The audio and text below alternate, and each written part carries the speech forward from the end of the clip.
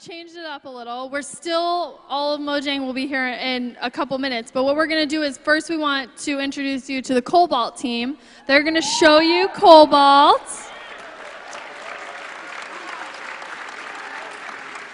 Which we should have scooted you guys down there so you're like centered, but. And then Jacob's going to come up and show you Scrolls. And then the Mojang team will come on stage and we're going to do question and answers. So there's some microphones. But remember, we're on a suit. We have to keep this to 1 hour because we have tons of awesome panels. So I'm going to hand it over to the guys and they're going to show you Cobalt. Here you go. Hello, Minecon. Let me just start by saying what an absolute honor it is. I don't think I've met so many nice people during the course of one day, and there's still more to come during this awesome weekend. So before I came here, I had this idea that the Minecraft community is probably the best gaming community today.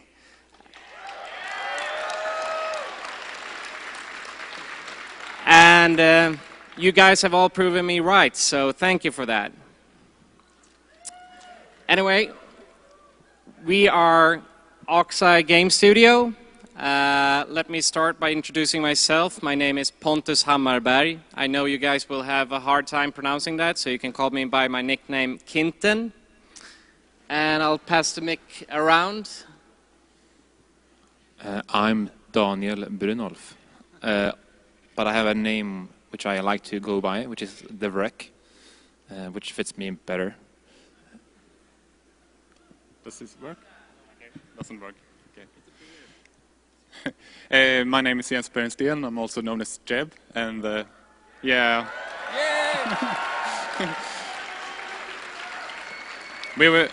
I just want to point out that Kinten is making a lot of the backdrops and artwork for the game, and the Wreck is the main developer, and I've been doing engine programming and level design. And I'll let this guy introduce himself. Hi, my name is Matthias, and I do the music for Cobalt and also for Scrolls, but this time Cobalt.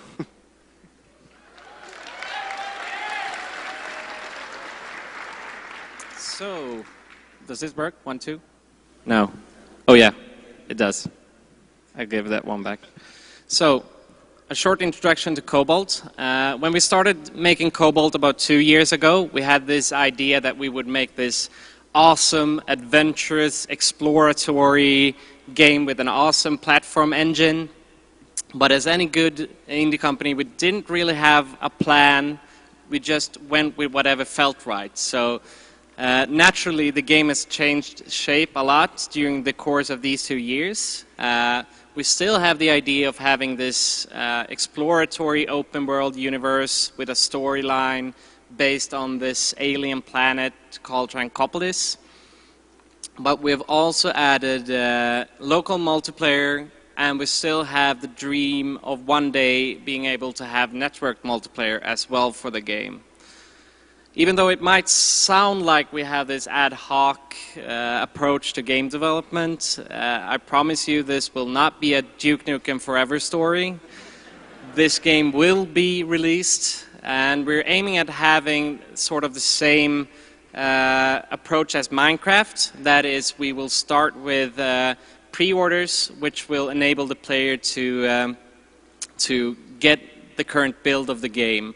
And this is because it's extremely important for us at this point in the development to get input from the community and to develop the game together with you guys. So that's our plan, and we hope to have the pre-orders out before Christmas this year. And also, but you won't have to pre-order because all of you get the game for free.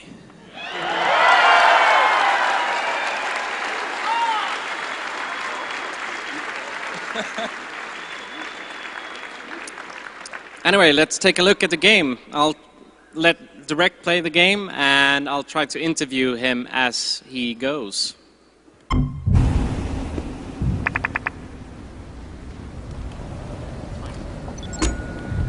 So yeah, Direct, where are we? Whoa! We're at the little stage we made before Minecon to just demo some things. Basically got this little atmospheric stage where I'm just sort of exploring, meeting strange creatures like this guy here. He's really friendly, but if I sort of punch him, he'll be really angry. Why is he angry though? Because I punched him. Ow! I'll just leave him alone. So I see you got lava as well. Oh, sweet. Lava is very dangerous, as you know from Minecraft. So as you can see, we sort of went with the block graphics for this game as well. It's inspired by Minecraft.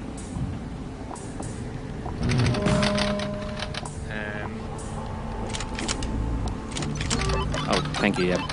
This is basically just an atmospheric experience for you, I think, maybe. I don't know. So I'm just gonna move on to the next area, which is over here. And this area is a game mode called Survival, which you can play at the game center over at the other exhibit hall, where the purpose is basically to be able to survive for as long as possible and to collect a lot of money. And that is done by destroying these foes and picking up the little things they drop. And they can sometimes drop eggs or, you know, circuits or jewels, like this one here has little... Oh, elegant opal. That's very valuable. So is that valuable? That is very well. It's pretty crappy. But, did you have to kill the mushrooms? Yeah. I'm like. You see the little green SERPs numbers there are the money I get from selling my eggs and stuff. And when I sold the eggs, I can buy new things in shops and I can get upgrades in upgrade shops. So basically what you're saying, you're a greedy little robot running around killing cute stuff. Yeah. And picking up their... So... Oh yeah. That's sort of... Sounds like a great game. It's fun. So who are these guys? These guys are my sort of past friends who are now decided to be my enemies because they don't like me anymore. Because you kill birds? Yeah, that might be it. Yeah. Oh, shit. So tell me a bit what happened before you died there. It seemed to slow down. Yeah, the game has a lot of...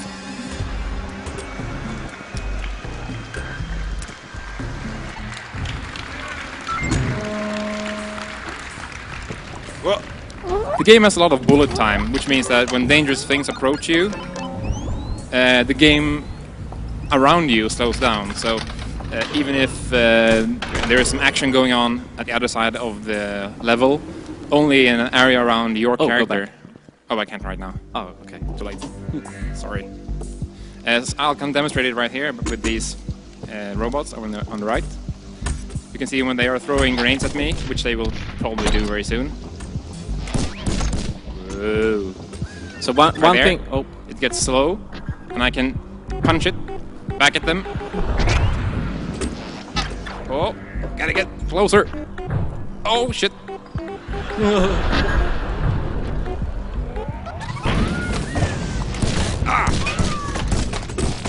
And that way you can... oh, shit. It's easy to die in this game, because if you lose your focus for a very, very short span of time, you will basically instantly just explode. Because everything in this game is super deadly. So, one thing I notice... Like that. I'm trying to act like I'm this interviewer who's never seen this game, but, well, I think it's going quite well. So, one thing I noticed with this game, Daniel, yes. What's your name? Yes. Yeah. Well, the break.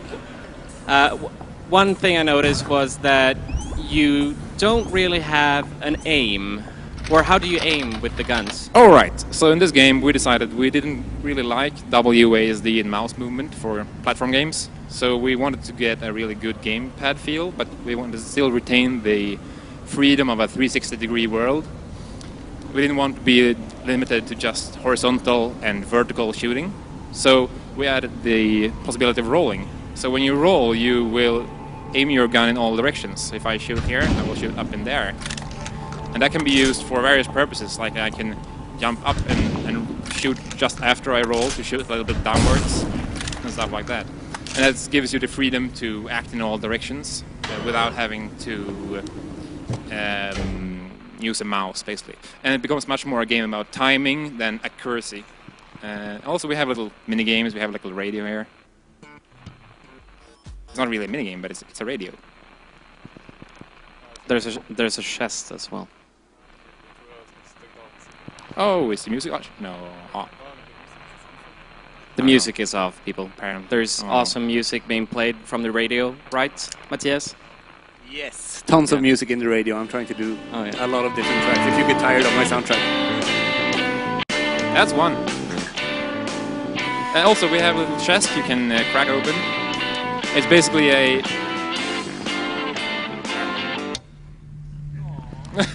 I was trying to crack the safe. It's you need a lot of audio fidelity to crack a safe.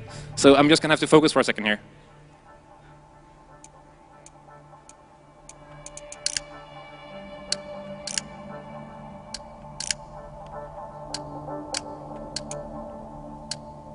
This is like Ocean's 12. Oh. Yeah. Thank you. So as you can see, we've added all these tons of work. We've added mini games like cracking safes, like hacking computers and stuff like that we can add throughout the world to add to the experience. So it's not all about running around and killing stuff. It's also about exploring, sneaking, trying to survive in this environment. I don't know. The question was why he hates the birds. Well, actually, I shoot the birds because if I don't, they pick my eyes out. So they hate me. Oh, yeah. I'm just defending myself. Yeah.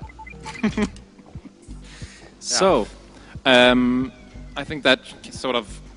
Oh, I'll just before we get some questions maybe? Yeah. I'm just gonna take a shower.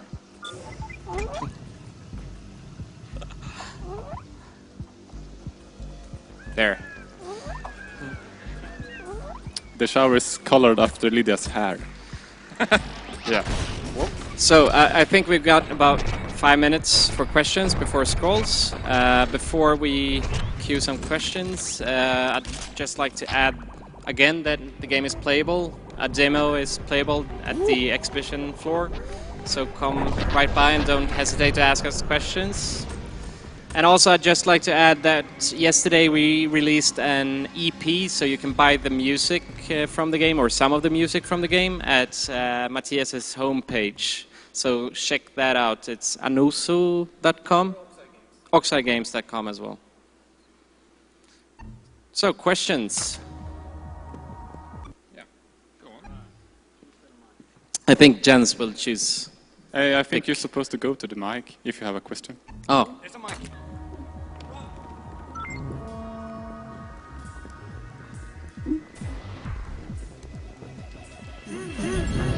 If you have questions, there are microphones right there and right there in the middle aisles.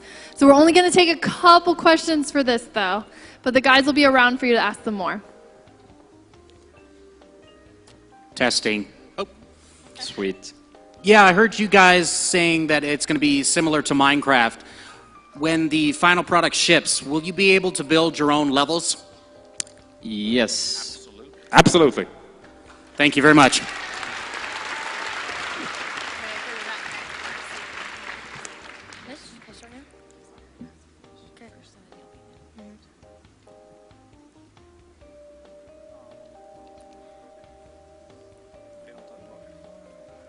So I think we're gonna go with 2 more questions.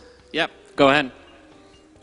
Will Cobalt be compatible with USB controllers that you plug in?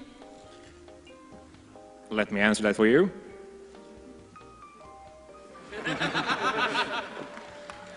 Yes. The answer is yes. Okay.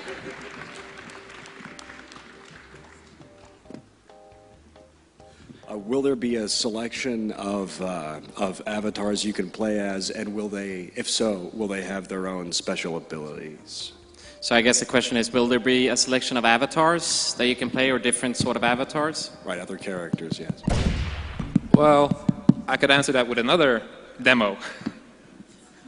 This won't be quick.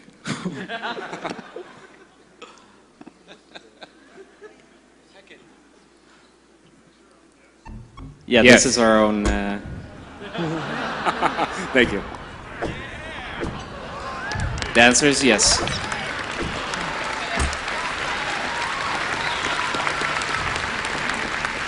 One more question and then we go for scrolls. Go ahead. Ready? Okay.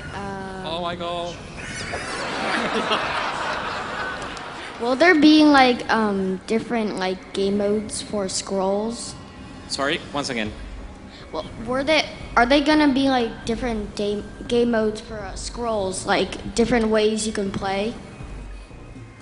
Yeah, currently we have about 3 or 4 different game modes, and we're exploring more, and also the ones we currently have. So I guess the short answer is yes.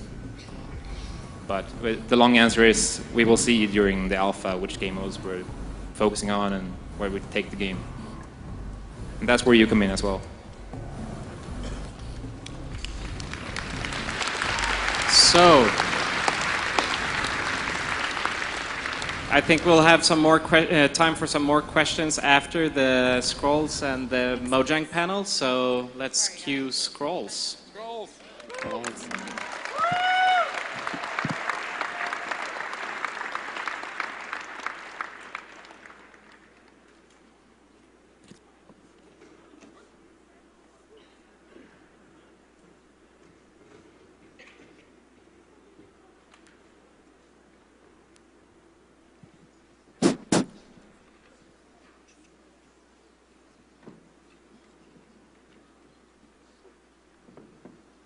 Hi, everyone.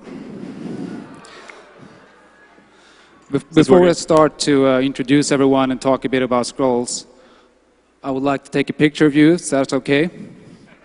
So, all right. As I count to 3, you can all say cheese, yeah? 1, 2, 3. That was awesome. Yeah, so we're going to talk a bit about Scrolls, which is a Mojang game that we have been working on for a while. Before I start talking about it, I think we should pass the mic and let everyone introduce ourselves. I should say before we start that one of our graphical artists, Junk Boy, is not here. Yeah. Well, he is somewhere here, just not here. So my name is Jakob Porscher, and I'm the lead designer for Scrolls, and also one of the developers. I developed the client. Hi everybody, I'm Daniel Frisk. I'm a back-end developer, and I do the game logic and rules for Scrolls. I think this works. Yeah, I have my own mic. Feels good. My name is Mattis. Just Swedish names are complicated. I make animations and characters for Scrolls. Character animation and effect animation. Hi, my name is Henrik Pettersson. I do mostly illustrations, but also animations for Scrolls.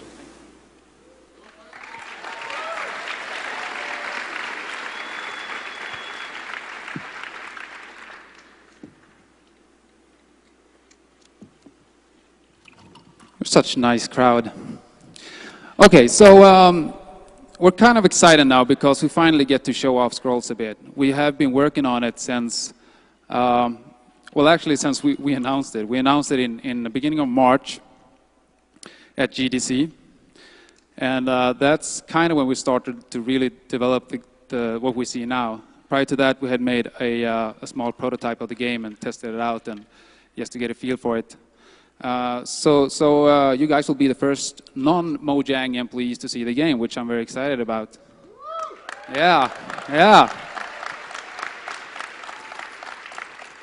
Now the game is intended to be a multiplayer, kind of a competitive multiplayer, turn-based collectible card game type game. But for Minecon, we figured we'd do a single-player version, so it'll be easier to try out. So we threw together an AI. Daniel worked on that one. And I'm going to get rolling. I'm going to play the game a bit, and I'm going to try to explain how it works. Keep in mind that this is like pre-alpha version, so if there's anything that you find disagreeable that you see in this game, then we probably think so too, and we're really happy to hear your input on everything. Like we normally say, don't look directly at the bugs. So look away completely now. I'm gonna skip this little tutorial here since I'm gonna talk about it anyways. You are the tutorial. I am the tutorial for now. So this is basically the game. What we see here is my character portrait on your left. I play the good-looking blonde. I like to do that. That is actually you in real life. That probably, yeah. You're just wearing a fake beard. So on this side here, on my side, that's my game board on the left side. On the right side is my opponent's game board. So I can summon my units on this side, and he will summon on this side. The objective of the game is to destroy my opponent's idols that we see at the back. I need to destroy 3 of his 5 idols in order to win it. And the way I go about this is I use my collection of scrolls that I have available here. The scrolls come in many different types. We have, this is a unit. We can see it has, if you look at the green little icon there, is a yellow 1, meaning it costs 1 growth resource. You can also see that it has 1 attack power. The middle number there is the charge counter. Sorry, also 1, meaning it attacks every round. And at the end, we see next to the heart is a 1, meaning it has 1 life or 1 hit point. So I need 1 resource to cast this, to summon this unit. And the way I get resource is to sacrifice a scroll or scrolls that I have in my hand. So I'm going to go ahead and right-click this Vampiric Assassin, choose the growth resource. And so now I have 1 resource. We can see down here, next by the resource is it's a yellow big 1, meaning that's my current resource. I have 1 of it. And you see the white little number here shows how many I will have at the beginning of each round. So it gets replenished at the beginning of my round. So I have a resource, I go ahead and click my sin-marked sealet, and I can place it somewhere on my game board. I'll go ahead and place it here. As you also can see on the right side, there are 6 hexagon tiles that are lit up. That is the path as it will attack. So right now there are no units there, so if I let him attack, if he would attack now, he would damage one of the idols in the back. If my opponent has summoned a unit in that path, my unit will be blocked, and he will deal damage to my opponent's blocker. So I've used my resource now, and I can only sacrifice 1 scroll per turn, so I really can't do anything more this round. So I'm going to go ahead and click the end turn button down here, and it's my opponent's turn. He sacrifices a scroll for resource, and he summons his own guy up here. If I want to look at this, what kind of creature this is, I can click on it. Oh, that's, yeah. And we see the scroll saying that it's a unit that has 1 attack power, attack every round, and has 1 life. I'm going to go ahead and sacrifice another scroll, get some more resources, and I now have 2. I'm going to summon another Sealot. Now, if I were to place him here, then he will be killed when the enemy unit attacks. So I'm going to place him down here for a little while. I also have this scroll here that's called Crown of Strength, which is not a unit. It is a unit enchantment, and you can look at it. It reads target unit gets +1 attack power and +2 hit points. So I'm going to go ahead and put this on this guy right here. If I hover the units, you can see a little reminder of its current stats. So 2 attack power, 0 charge counter, and 3 life. Now, as you can see, the charge counter is 0, meaning when I press the on button here, he will attack. So let's take a look at that. All right, so he, yeah, that was not cool. My opponent, what he did, he summoned the wall here. The wall has 3 life and an ability saying that all damage dealt to it will be reduced to 1. So even if I have a very massive unit having 10 attack power, it will still take 3 attacks before the wall breaks. Now, as you can see, I thought I had my unit in the clear, but my opponent shifted place on his unit before it attacked. And this is something you can do every round. You can move every unit you have. You can move him 1 step per round. So if I would like to move this one right here, I click it, choose one of the tiles next to him, go with this one, and that will be his new location. I'm going to continue to sacrifice a little more here. I'm actually going to summon an artifact. Shrine is called right now. Shrine increases the life of all owners' units by 1 as long as it is in play. So I'll add that to my side of the game board. It has 4 life. No attack power as it doesn't attack, and no charge counter as it doesn't attack. By then I'm done, and I'm gonna, oh yeah, and turn.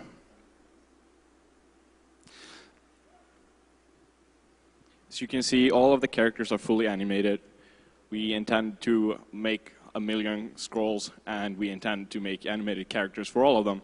So it's not only going to be a card game, but it's also going to be like an action, like some level of action strategic game.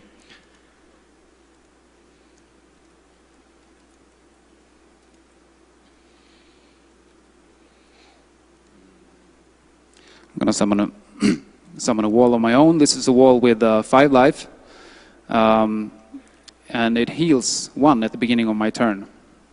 It has 6 life now, as I have this artifact in play, of course. So this is basically, I mean, this is a strategic game, and as any collectible card games, I don't know if you play them. Oh, my opponent cast a spell here. Oh yeah, don't look directly at the bugs. As any collectible card games, half of the part that's fun is not only to actually play, but to build your decks that you bring to battle. We don't have that part ready, but we are working on it. And the idea, of course, is that when we do release the game, it will come with an ability, or the possibility to design your own decks and what scrolls you would like to have in them, and whether you should use just one type of resource or multiple resources. Because I mean, any time I could simply sacrifice a scroll to get this type of resource now, which is kind of stupid because I don't have any use for it. But if I were to have, and the battle, it kind of goes on until you destroy the 3 idols. And there's a variety of different units and different abilities. Some of the unit attacks through the blockers, and we also have siege weapon. I'm going to see if I can get hold of a siege weapon just to show you kind of how that works.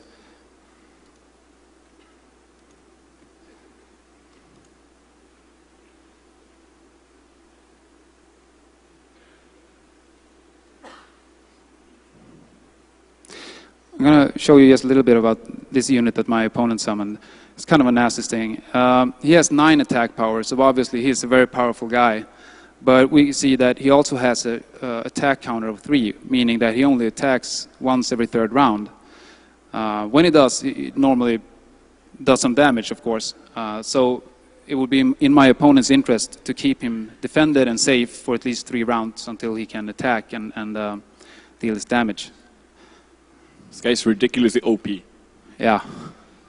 Hate when the opponent plays him, seriously. Use the explosion thing, because I drew it. Oh, sorry. I sacrificed it. You sacrificed it. Oh, man. I'll probably get a new one Bummer. soon. My opponent casts a chain lightning now. See, this is one of the bugs I was talking about.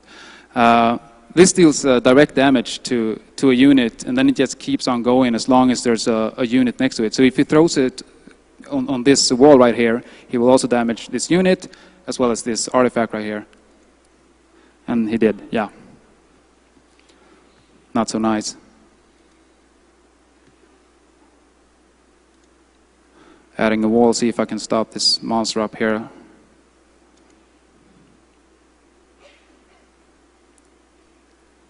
Oh, more chain lightnings. That's nice. Seems I'm not getting any more of your explosions there, Mattis. I'm sorry. Yeah. You only have 1 dude. Looking at one thing we would like to do with this game, since we have a game board, is to actually. Oh yeah, that was. I swear, you only have 1 dude, and he has like 2 iron golems. You're going to die. Listen, I'm doing the best I can. You cannot win this game. Use the explosion, okay? I got an explosion now. Yeah, use it. Yeah. Thanks a lot for yelling at me in front of all these people. I'm not yelling. This feels like a day at the office, you know. That is actually completely true. Yeah, here's the fire breath. I'm going to show it now. You happy, Mattis? Don't do it at the wall. Explode the golem.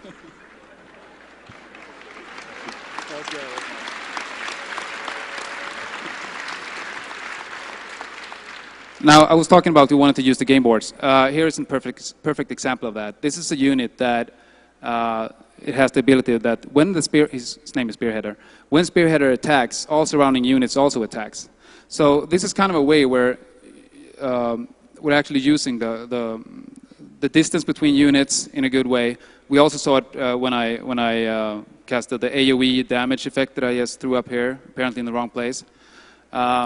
So I think that's a major part we would like to bring to this game and kind of build on the already existing collectible card game genre by adding kind of a new layer of strategy to the game. And I mentioned before, I didn't get one now, but the siege weapon. What that does is, as you can see, he has piled up some walls here. And if I were to put a unit and start attacking that, it would take a long time for my units to actually get through and do some damage. So he can hide his more important units behind those walls. Now, what a siege weapon does is that it throws a projectile and it lands on a specific area.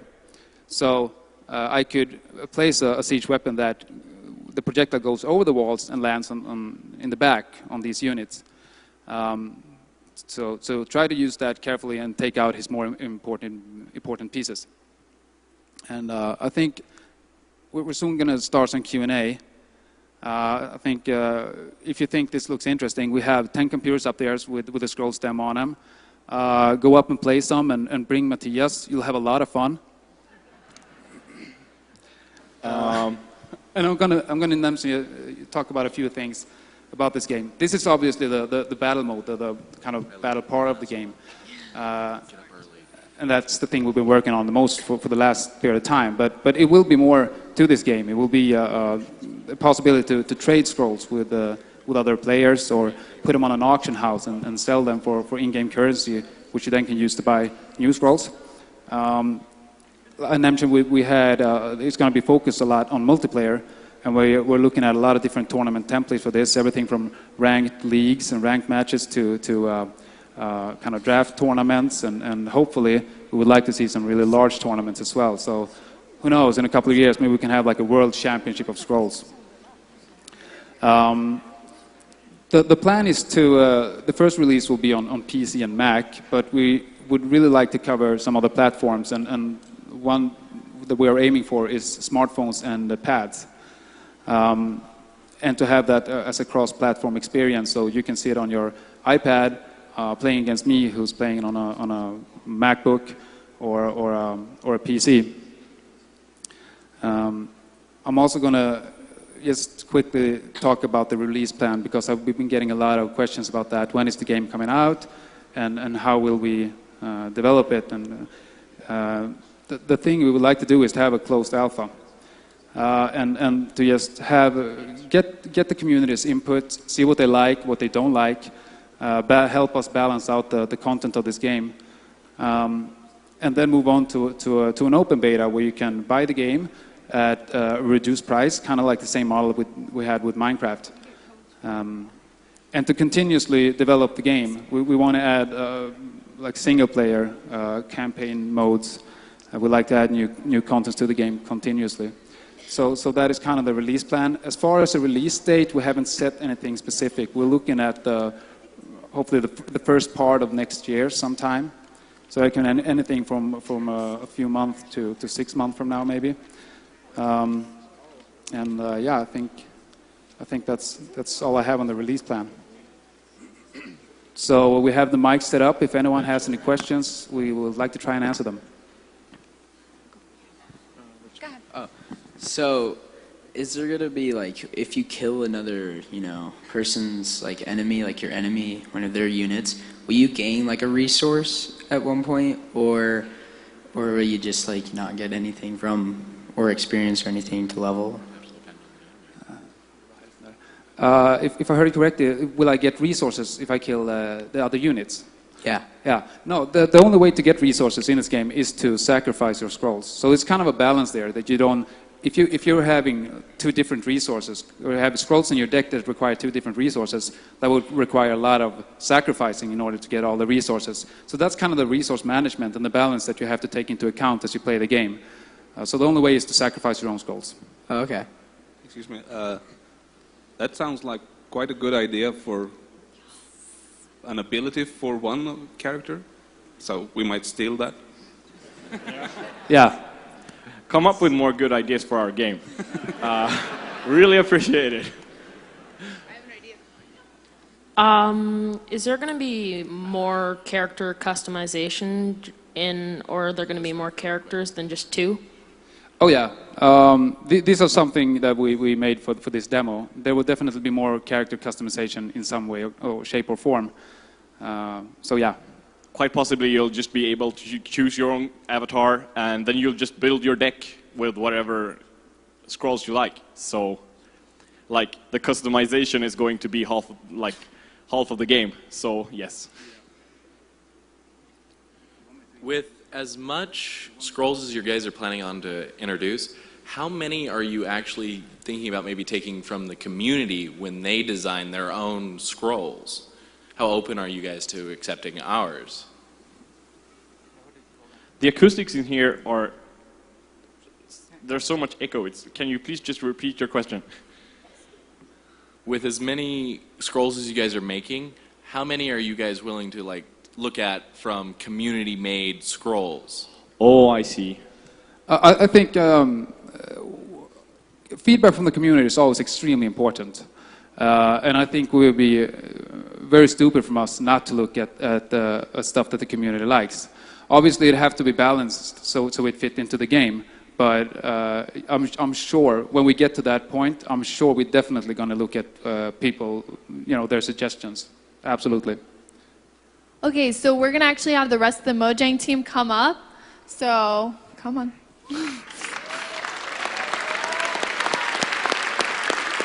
So now what you can do is if you had a question for Jacob with scrolls, you can ask it during this. The way this is going to work is you'll line up just the same if you have a question. Do not bull rush each other. We're going to try to get to as many as we can. We're just going to go back and forth. So just ask your direct question quickly, and please say the name of the person who you'd like to answer it. Okay? So go ahead, Chris. Go ahead. Notch and Jeb, I have an idea I just wanted to quickly present. If you guys would be ever willing to put this in the game, it's the idea of, you guys haven't really put in any new armor since alpha, so I was thinking of using cloth or string to make silk, which you could make pajamas out of. And the pajamas would help you fall asleep faster. Nailed it. And if, also you could add a new block called a loom, which you could use to make this, and also to make the bed. The bed could have more components or something. So, I see you're still playing Scrolls. So, yeah, that was just my idea, and I wanted to ask, are you guys gonna keep, building on Minecraft? Are you guys gonna keep adding things and making updates out of community's ideas? Does this work? Yes. Yeah, we are going to keep developing the game, and we really appreciate all the ideas that people are doing. I think one of the main things we need to focus on now is the mod support that we promised for a long time.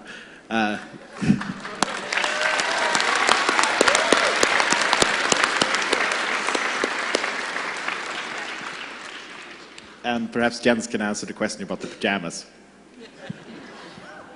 Maybe the pajamas will also make the monsters ignore you, so you can sleep even if there are monsters nearby.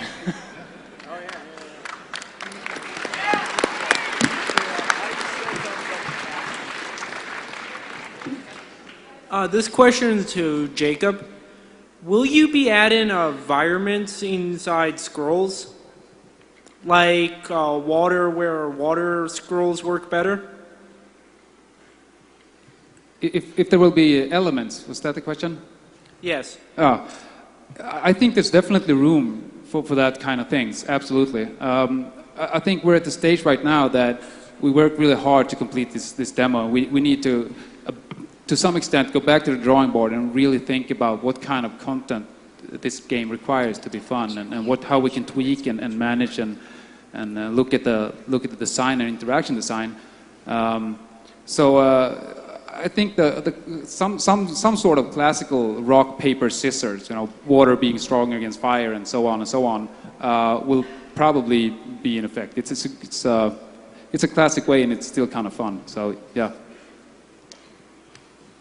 Also, just that kind of stuff. If you're in this environment, all units get plus this, and there's going to be a single-player version, and those kinds of things seem plausible to do in a single-player version where game balance isn't that ridiculously important as it is in multiplayer. So yeah, more of that stuff in single-player probably. Okay. Trying to form a question, or the question was in my head.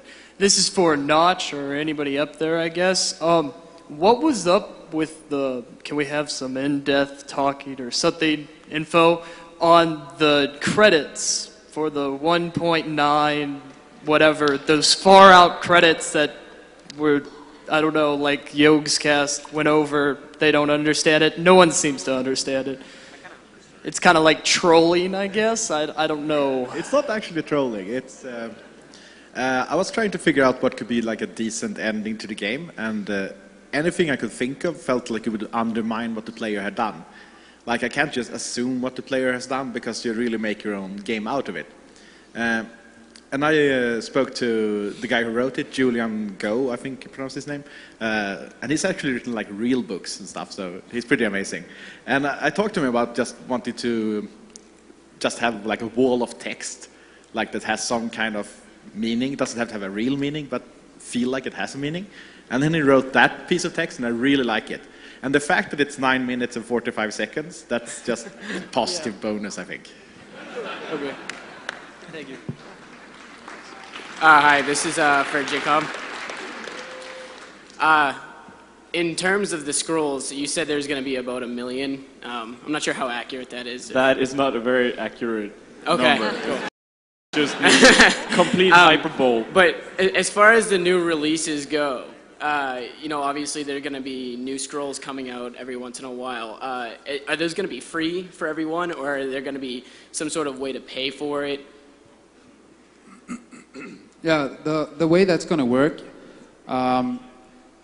there will be microtransactions in the game. So you can buy scrolls or packs with scrolls randomly inserted for money.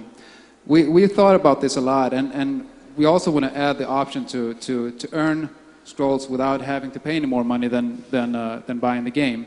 So the way we are thinking about this is that you will earn in-game currency as you play ranked matches, win ranked matches, or beat bosses in single player. And with this, you can buy either scrolls from the auction house from other players, or you can buy packs of scrolls. Apart from that, we would like to see for the players to always be able to get new content. So we will add a game lifetime subscription to anyone who buys the game. So ever so often, whether it be every third week, every fourth week, you will get a pack of scrolls. And you will always get from the latest expansion of scrolls. So you will always be able to obtain more scrolls, whether you would like to spend a bit more money on the game or a bit less, or none more than actually buying the game. So that is our focus, and exactly how we will do that, and that remains to be seen. But that's the goal, and it will happen in some way. All right, thanks. Like the microtransactions part is like there will be an in-game marketplace, and there will be like trading card booster packs, the normal kind that you know about. I'm so awkward. Sorry. My question is about Minecraft and updating, because I was wondering if Mojang's other games would have to do with modding or something like that, because Minecraft always comes out with mods, which I love, but I was wondering if other games would have that type of modding, retro, like interactivity.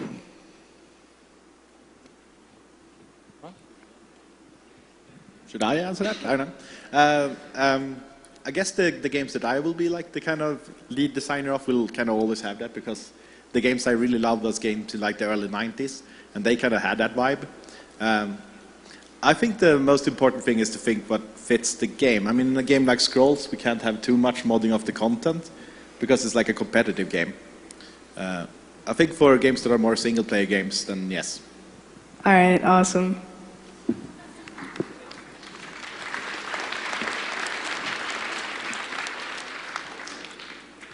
Hi, this is in regards to scrolls. You said that the decks and scrolls will have a customized ability that you can like build your own deck. Will there be restrictions? You have certain numbers of a type of card, or will it just be whatever you want, whatever you can obtain, you can put that in your deck? Right, right. There will be restrictions. You won't be able to have a deck of 50 scrolls of the same type.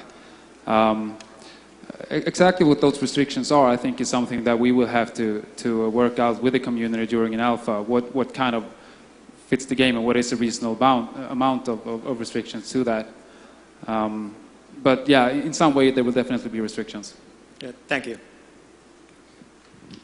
Okay, so this is to Notch. I was wondering if you would be adding something like volcano biomes or more biomes for Minecraft, such as above ground dungeons, because I think that a lot of us have a bit of trouble finding the stronghold without Eye of Ender.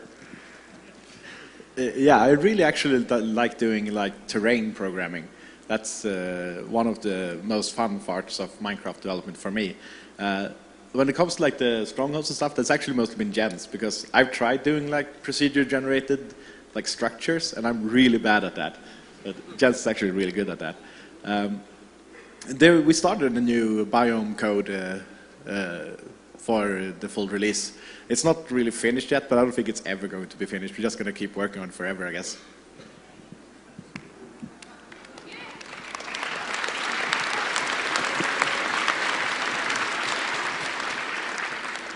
Hi.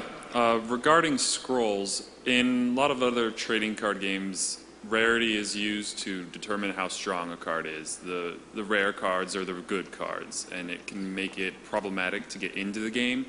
You start off so weak and poor, lacking the powerful rare cards. You have to throw down a lot of money to compete. What's your view and goal regarding rarity? Can you try to repeat? It was really hard to hear what your question. Can you try and repeat it a little louder, please? Regarding scrolls, rarity, how rare a card is a pretty big factor in trading card games. Many of them use it to balance the card. The most powerful are the rarest, which means new players don't have powerful cards, or they have to spend a lot of money to get up there. What's your view on using rarity and power level? Right. I kind of like rarities, because I think a collectible card game is not only about playing it, it's also about collecting and building your collection. And I think it adds an interesting aspect to a game. But as far as balancing, I think it's not a good way to have, you know, an automatic win because I have been collecting my scrolls for a longer period of time than you have. If we were to end up with a product that is, you know, the guy who has the most rare cards win, then we have failed. The balance should be definitely more about that. I'm sorry. The balance should not really, rarity shouldn't affect game balance in that way. No.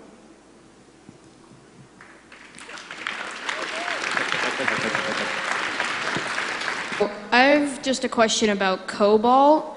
When I noticed, and this would be a question for anybody who was up doing the presentation there, I noticed during gameplay that even though it was explained that the only way you could aim was really to roll over at high speed and with perfect timing, I noticed that almost never did I see someone miss. Is there some sort of auto-aiming or assistance built in? Am I the only one on the Cobalt team here? Yeah. Okay, I'll take that. Yes, as we said, the rolling is intended to allow you to shoot in any direction, but the timing is quite difficult, so the game is actually trying to help you aim against targets. Also, if you just stand on the ground and press down or up, it will activate the help aimer, so it will allow you to target things that are flying against you. We're only going to be able to take a couple more questions, so ask them really quick so we can get as many in as possible. Okay, this question is for anyone on the Scrolls team. Has the lawsuit with Bethesda affected anything? Are you guys like going to have to change the name or like delay the release, or is everything okay with that? Everything, well, define okay. The lawsuit doesn't really affect us. No, we've kept working on this game. It hasn't delayed the game, and anything. We actually won the first instance. So yeah. So for now, the name of Scrolls is safe. So yeah. Great, thank you. Lawyers are doing the lawyering, and we're developing the game. I had a question for Notch and Jeb. Is the Ender Dragon fight going to be the actual end of Minecraft and that's it? Or is there going to be more realms and more things even after the Ender Dragon fight? Because when I played in 1.9 pre-release, I couldn't get out of the Ender realm. Yeah, if you destroy the dragon, you get a portal. If you enter the portal, you get the end credits, then you get back to the normal world. So you can keep playing after you beat the dragon. Yeah, before you kill the dragon, the only way to exit is to actually like die. Okay, well, this is for basically anyone working on Scrolls or Cobalt. Would it be possible at the end of Minecon or something that we would get the demo that was played here to download or for us? I can answer for Scrolls. No, would be the answer. I really want you guys to start playing with it. We're working really hard to get a version out there that you can play with. So we're asking for a little more patience. Hopefully not too much. Jeb. Well, it's the same for Cobalt. You will get the game, but you will not be able to get the demo until we have like enabled the ability to actually download the alpha from our servers. But hopefully that will. Our aim, which is a very realistic aim, is to have it before Christmas.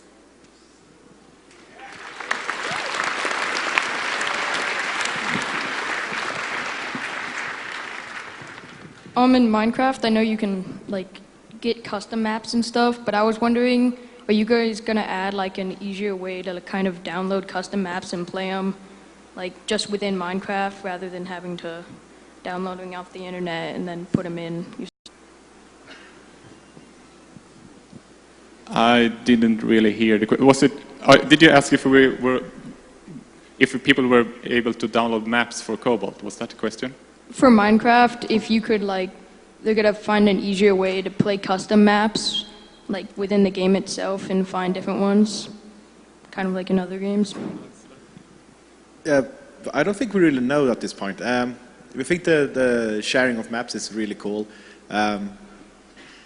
Yeah, it would be really fun to integrate. For Notch or for Jens, I suppose. One of the most appealing factors of Minecraft is the infinite world, since InfDev just being able to go forever.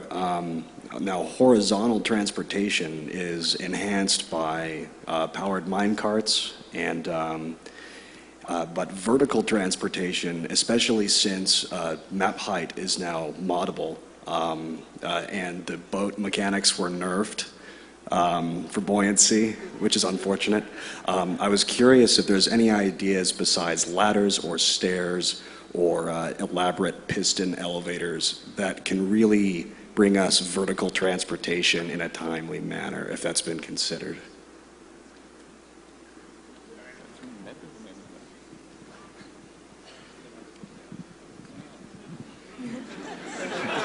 He got horizontal and vertical confused. Yeah, I don't have anything really planned for that.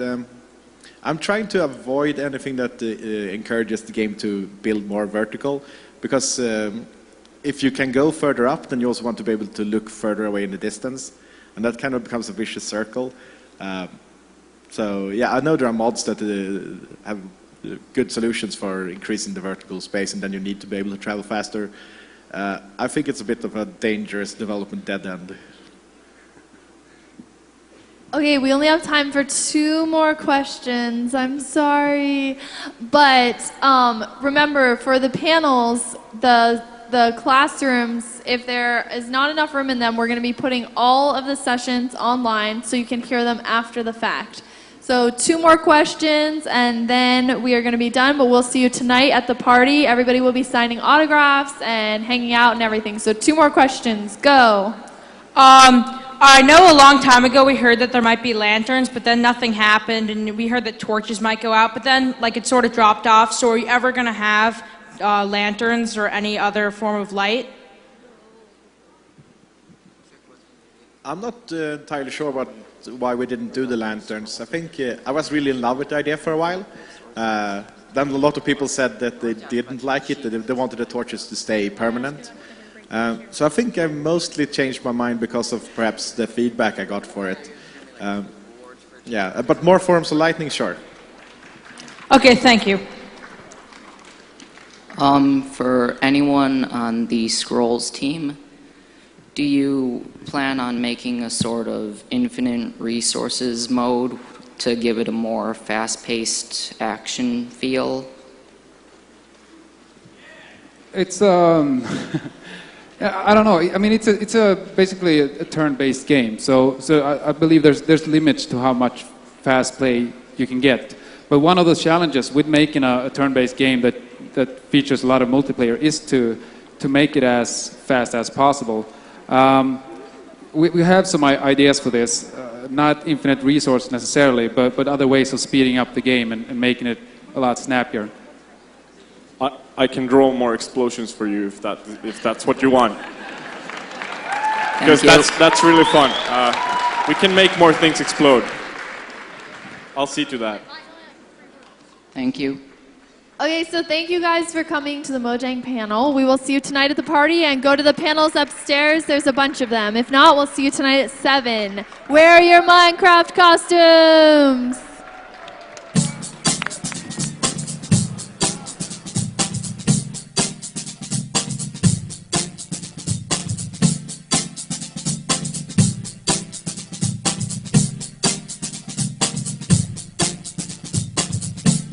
It's only been a week. The rush of being